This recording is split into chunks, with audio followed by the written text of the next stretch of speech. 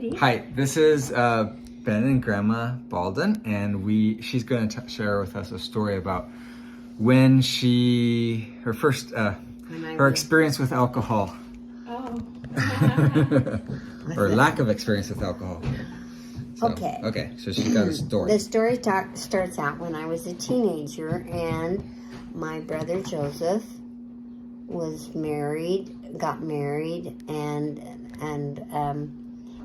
after the wedding reception was over, his wife's Aunt Darnell's sister Vicky was staying with us for a while they were on their honeymoon and stuff.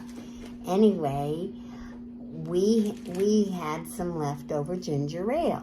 So Vicky and I decided to have a drink of ginger ale. We were laughing and talking and having a good time. And so we had this ginger ale, and we had it in pretty glasses and everything, just kind of horsing around playing.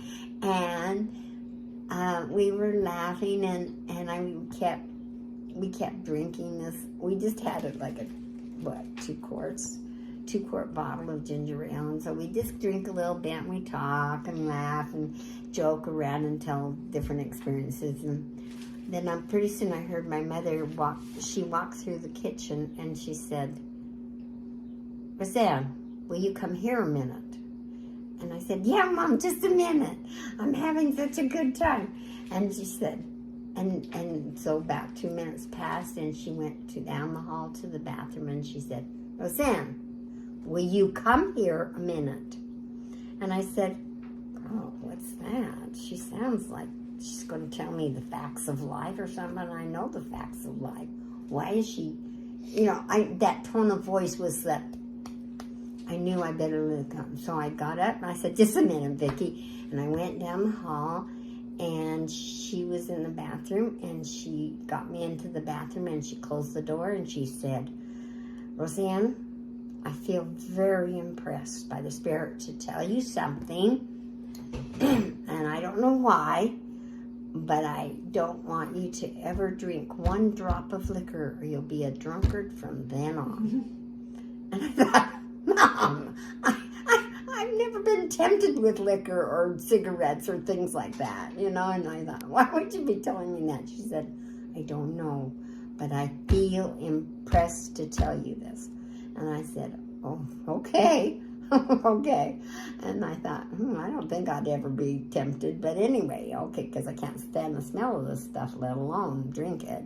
I don't, that's how I felt about it at that time. But wind my life up, and about 2-3 years from that, when I was graduating from nursing school, the night before graduation, and we had a white graduation, or the graduation from nursing school, as well as BYU graduation.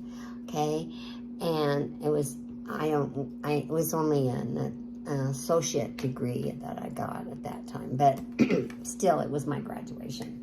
And so we were getting ready, and this one girl had just turned 21. And so she kept saying, "I want to taste liquor before." And so another girl said, now these were nice Mormon girls who went to church all the time, lived righteously, supposedly, and they decided, my parents have some liquor, and because she didn't want to go buy it, but she wanted to taste it now that she was 21. And I thought, what's the big deal? If you don't want it, you don't want it. And she said, "Oh, but I just like to taste it." And so they were talking among themselves, and then my roommate said, "I'll go with you." And I said, "Mary Ellen?" And she said, "I won't drink. I just be the designated driver. They want me to drive." And I said, "Okay." So she went, and I said, "I don't want to go because my parents still haven't called. They're coming in tonight, and I've got to hem my white uniform for white graduation tomorrow." And they said, "Okay, well," and so they took off. And there was Mary Ellen and 5 girls. And you also remembered what your mom said. And yeah, and at the time that they were getting ready to go, they kept begging me, come on, Rosie, come on with us. You don't need to drink. You just can, you don't need to taste it. And I said, but my mother's words came back to me so strongly. Roseanne, don't take one drop of liquor or you'll be a drunkard from then on. I still laugh about it, but I'm scared to take a drop of liquor now. And so, anyway, they came back that night. And I had gone, I was 22? About that time. Almost, I was 21 anyway.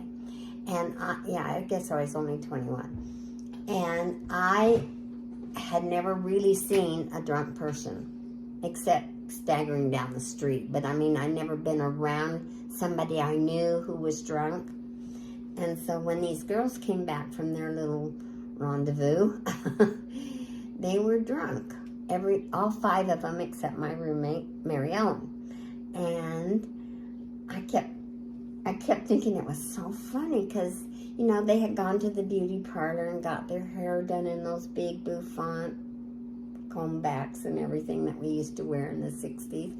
And I just thought it was really funny the way they were acting.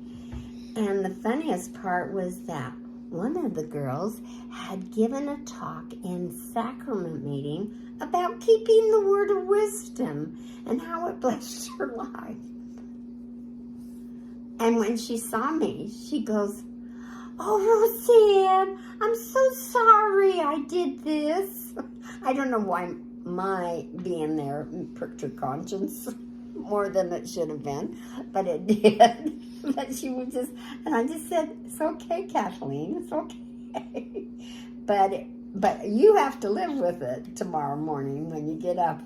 So anyway, they all wrapped their heads and kind of did their hairs and were talking so funny and silly. And the next morning, they were so sick and they had these big headaches and everything, hangovers, to graduate from nurses training. And I thought, wow, you guys don't learn anything, do you?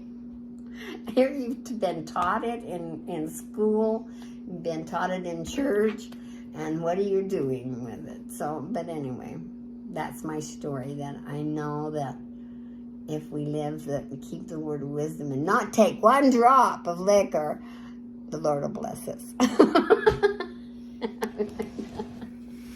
It's Grandma's story.